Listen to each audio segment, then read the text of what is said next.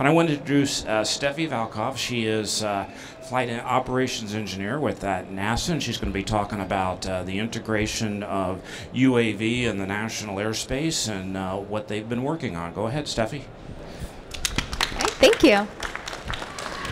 All right, so the title of this presentation is NASA Unmanned Aircraft Systems Integration in the National Airspace System Project. So that's a lot of words, but the important thing to focus on from the title is UAS integration in the NAS. So I'm going to start off with a video showing us some of a typical day in Airspace of America. Okay, so as you can see from this video here, there's actually a lot of traffic happening. It's only 2 a.m. Aircraft take off, they land, file and fly, see and avoid. It's all pretty typical stuff. And they depend on what's called see and avoid. So there's pilots on board, they can see other aircraft and avoid them in coordination with air traffic control. But what happens when you don't have a pilot on board to see and avoid? What happens when you need to avoid someone? What needs to be done to integrate UAS into this national airspace? So this is what our project focuses on is how to get unmanned aircraft systems flying with piloted aircraft safely in the national airspace. So what's the importance of integrating UAS into the NAS?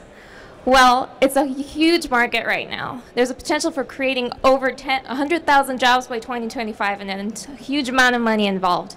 All sorts of agencies require UAS, like for environmental monitoring, wildfires. There were some California wildfires where one of Armstrong's UAS flew over and was surveying the area where piloted aircraft couldn't go. Border Patrol, law enforcement, these types of UAS are being used more and more each day, even down to the little quad rotors that you're hearing on the news that Amazon wants to use. But unfortunately, there's limitations right now to where UAS could go. UAS cannot fly into the national airspace without some pretty strict rules in place. So right now, what's trying to be done is for regulations and policies to be created in order to integrate UAS into the NAS. And so the FAA is working on developing some standards, mainly the Detect and Avoid Foundation Challenge and the C2 Foundational Challenge. These two documents are being worked on right now, and these standards will help to regulate how UAS integrate to the NAS. Basically, regulators will need them, like the FAA. How are new systems going to be certified to a standard? Operators and manufacturers are going to need standards to certify their systems to, and the industry, hardware and avionics, hardware and software and avionics need to be certified to a standard. The FAA is actually has chartered a subcommittee 228 right now to work on the Detect and Avoid and command and control standards, and once the documents that the SC228 group are given to the FAA, that will reduce some of the boundaries of Detect and Avoid and command and control for UAS. So this is where our project comes in, the UAS and the NAS project, and I'm just going to read the goal out loud to you guys. The goal is to provide research findings utilizing simulation and flight tests to support the development and validation of DAA and C2 technologies necessary for integrating unmanned aircraft systems into the national airspace system. So you can see on the left, NASA is helping to address the Detect and Avoid challenge and the command and control challenge on the right, as well as doing some operational type testing SIO in the middle of this diagram. So the purpose of this chart is to show that the FAA has many domestic partnerships and international partnerships, and NASA actually has a leadership role or is a participant of many of these groups. And I just want to point out the top hexagon right there. That's the hexagon for the subcommittee 228. So as I mentioned, they're working on the standards, or minimum operational performance standards, MOPS. So I'm going to be talking about MOPS a little bit later on, so just so you guys know what that acronym is. It's the standards that the SC228 is working on. So a lot of you are asking, what is Detect and Avoid? This diagram shows a UAS on the left and a manned pilot. I'm going to call it intruders from now on the right. So the the FAA has a flight rule called see and avoid. So as I mentioned, piloted aircraft can see each other and in coordination with ATC avoid each other.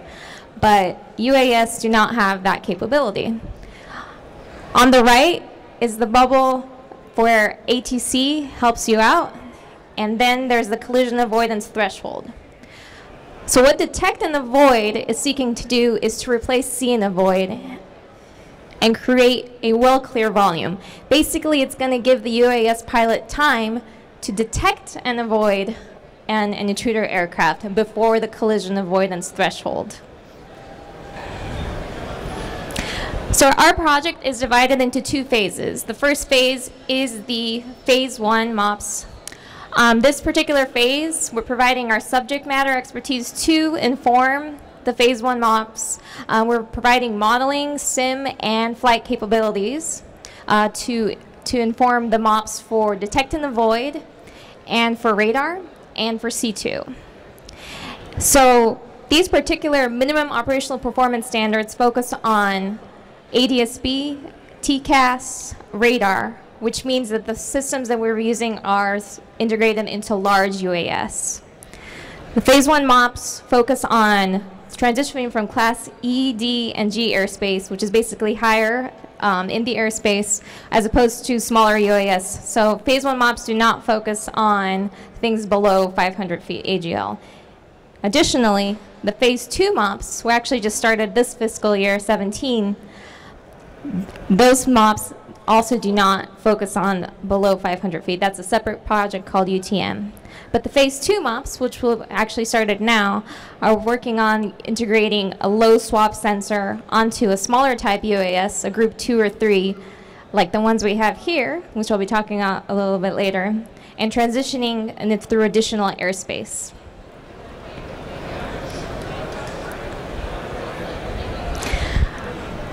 So this is where my project, the Integrated Test and Evaluation Team, comes in. Our job is to help conduct simulations and do flight testing that will gather data, radar, TCAS, ADS-B, to feed, detect, and avoid displays for pilots to use and to evaluate, gather data, and get data and give to the researchers in order to inform the minimum operational performance standards.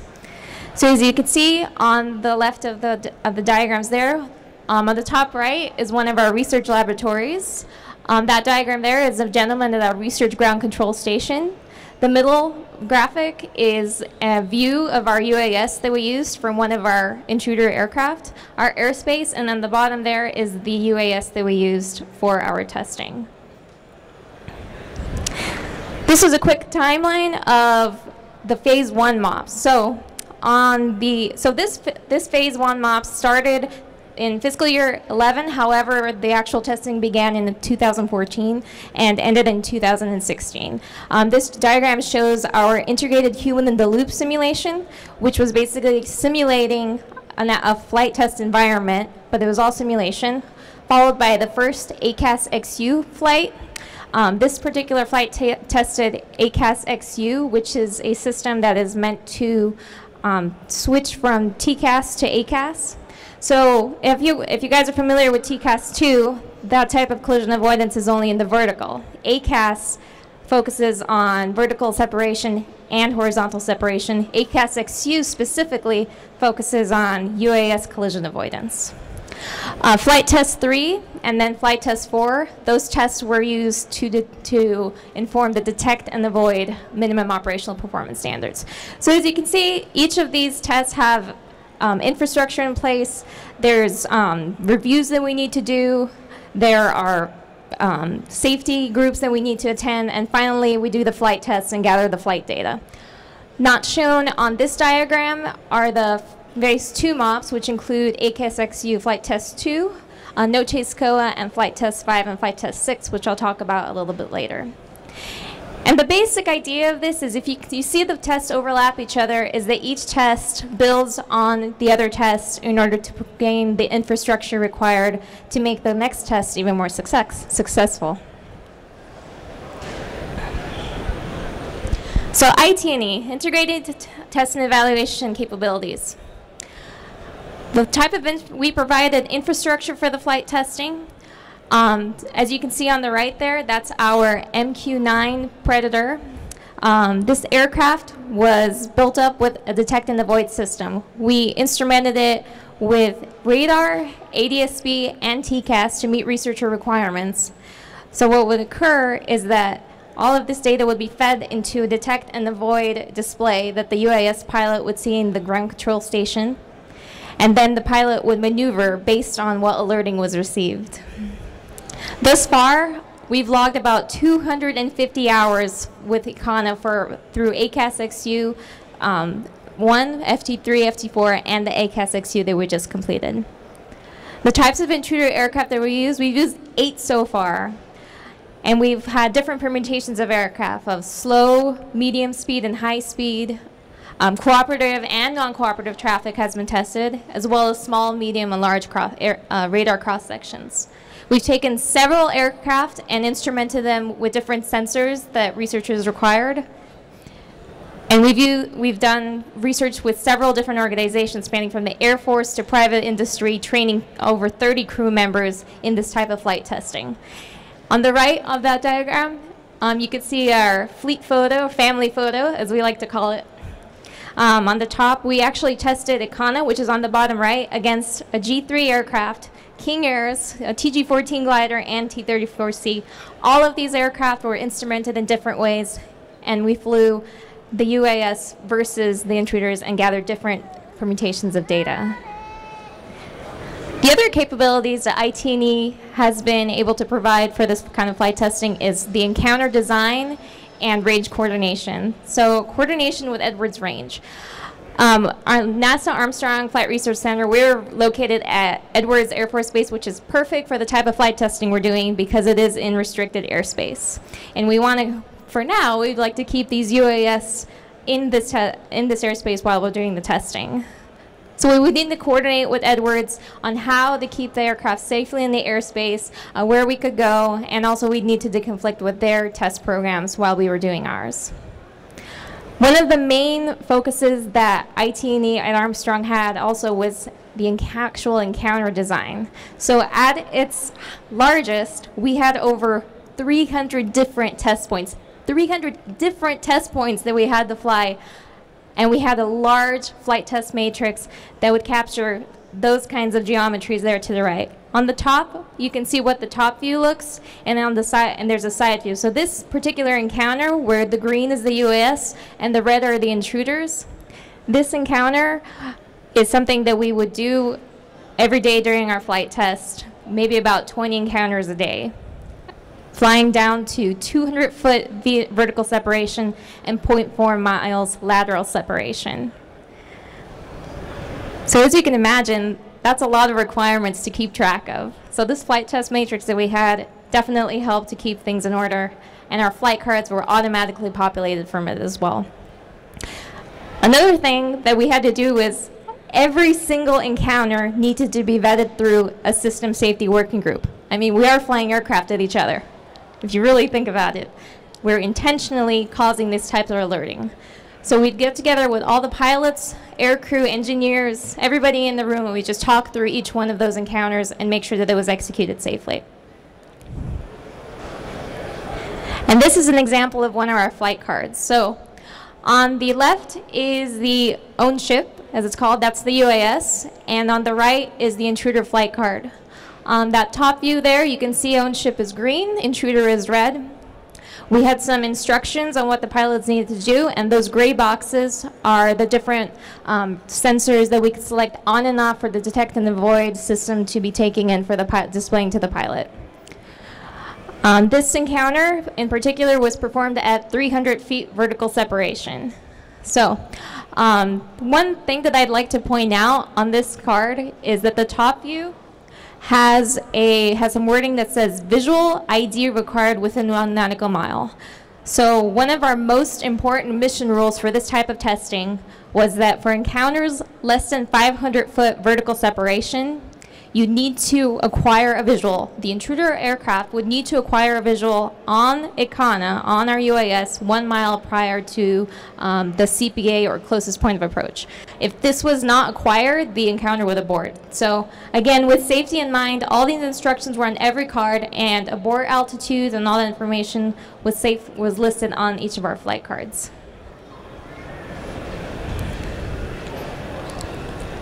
So I'm just going to show a video of the execution. So this is ICANA, our UAS MQ-9 taking off at 6 in the morning for one of our flights, which meant that our morning brief was at 4 o'clock, and that meant that we were waking up at 2 a.m. This is our mission control room. On that particular day, I happened to be test conductor. We have situational awareness displays that show us where the aircraft are. We've taken radar and ADS-B from different service aids. So you can see here that we have ICANA and one of our intruders show up on our SA display. This is one of our intruders from the ball cam from our UAS. This is our engineering team working together. And finally, one of the detect and avoid displays that our pilots in the ground control stations will be looking at.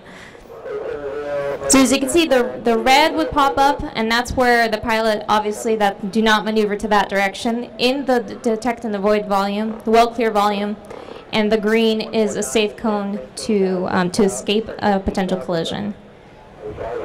And those actually are all three of those displays that we were testing during one of our flight test campaigns. This is from Flight Test 4. So I'm just going to show you a video of the 3 displays while an encounter is occurring. Okay, so on the top left is one of our detect and avoid displays from Ames using an Air Force type GUI. On the right is a Langley display, and actually on the bottom left is a General Atomics display that they gave to us for detect and avoid. So I'm going to skip ahead right here.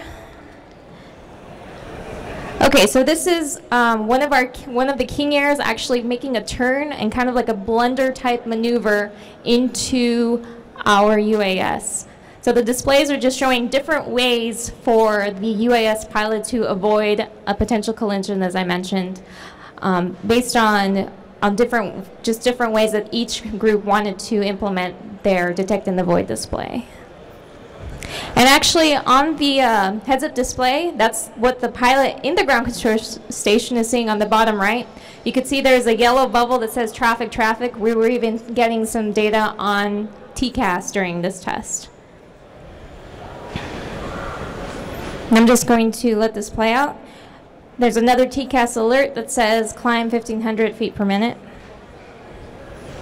And finally, as the encounter ends, we should be getting a clear of conflict. And there it is. So this type of testing was performed, as I mentioned, fiscal year 14 through 17, actually. The first test was ACAS Xu, performed in 2014. This was testing ACAS Xu, as I mentioned, with vertical and horizontal threat type resolutions.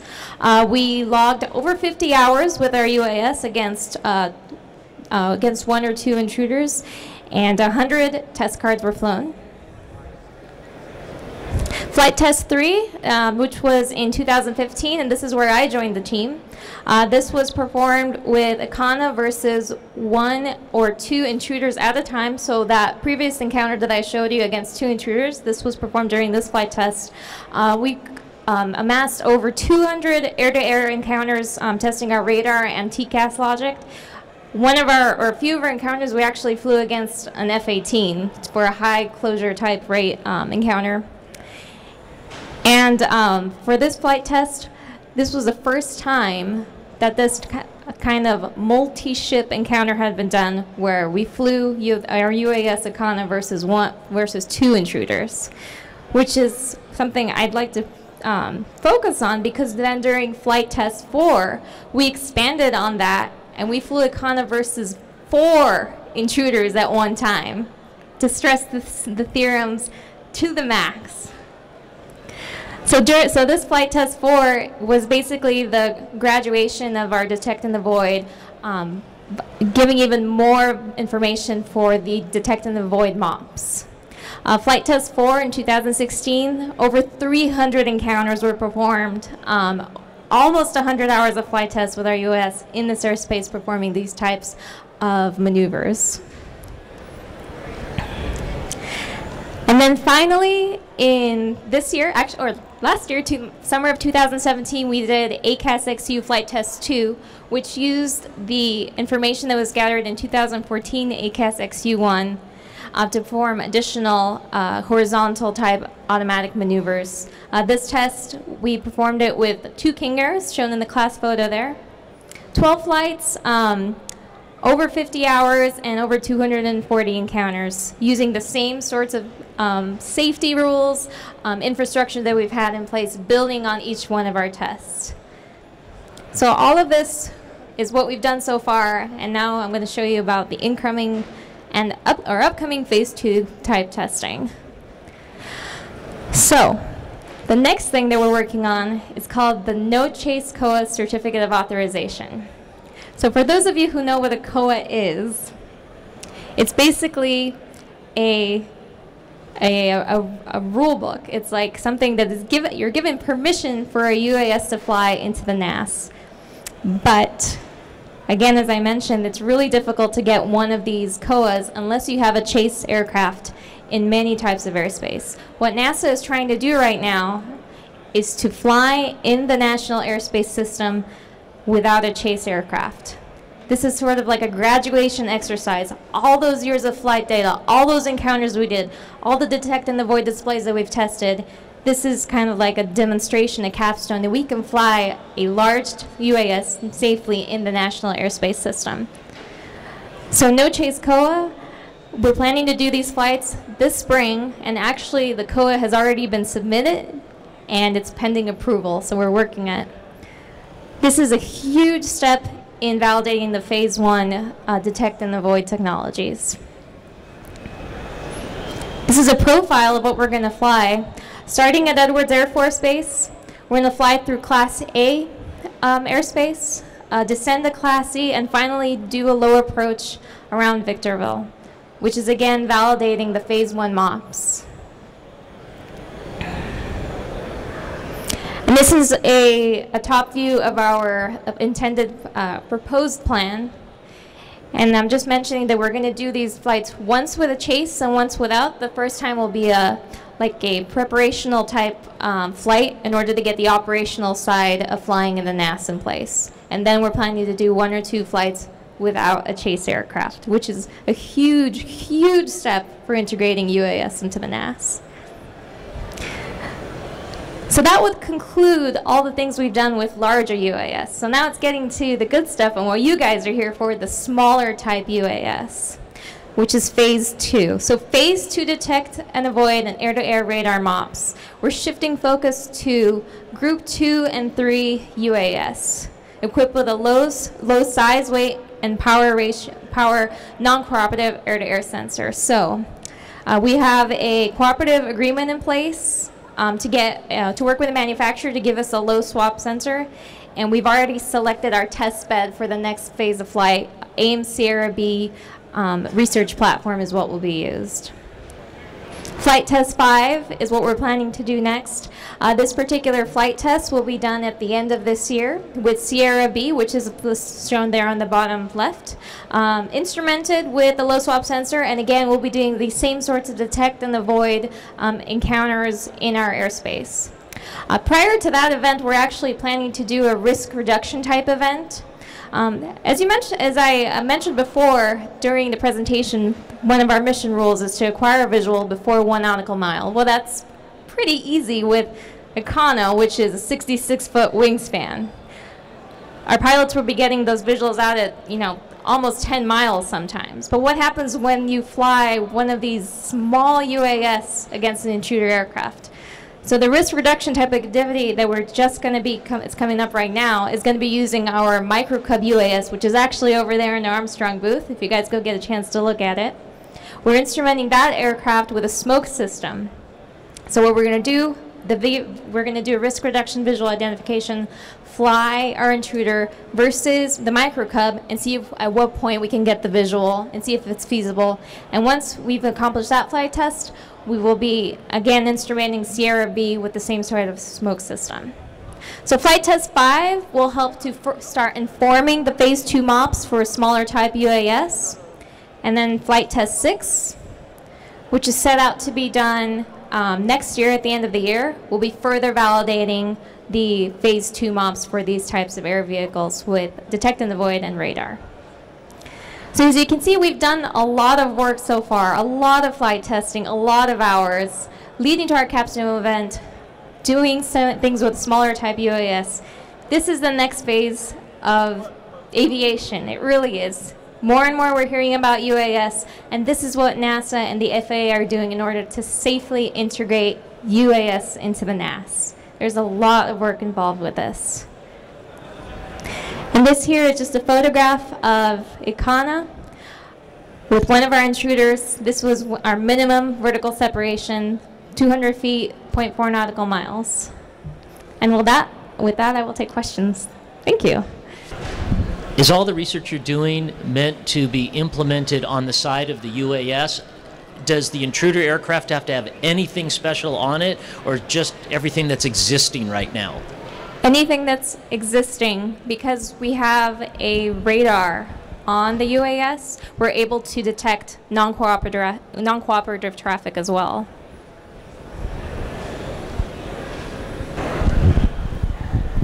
So I had, after phase 2, are all of the NAS integration stuff, is that going to be the completion? How many years of phase 2 do we have? Is that another 4 years?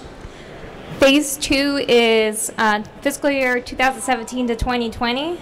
So that should be the completion of the project with validating the phase 2 MOPS. Okay. So have you gotten a sense that private industry is kind of like waiting for this stuff to happen so they can like bring it online? And which companies and what should we be looking for with private industry doing this? Well, actually, private industry is already involved. A lot of these flight tests, we were given hardware by like General Atomics, that's their UAS. We were working with Honeywell and other such companies during our flight tests. So they are very well aware of this, and they are aware of the potential market for these applications. Is there an expectation for a follow-on with autonomous equipment? Because right now this is all manned or piloted equipment, correct? So for you mean like UAS versus UAS, or No, completely autonomous. Right. So like human being is piloting this thing from the ground, right? Yes. Oh, I see what you're saying. That's actually yeah, exactly. That's actually a good question. I'm not sure about the answer for that, but I can ask and I can find out for you. All right, great. Thank you very much. Thank you, Steffi.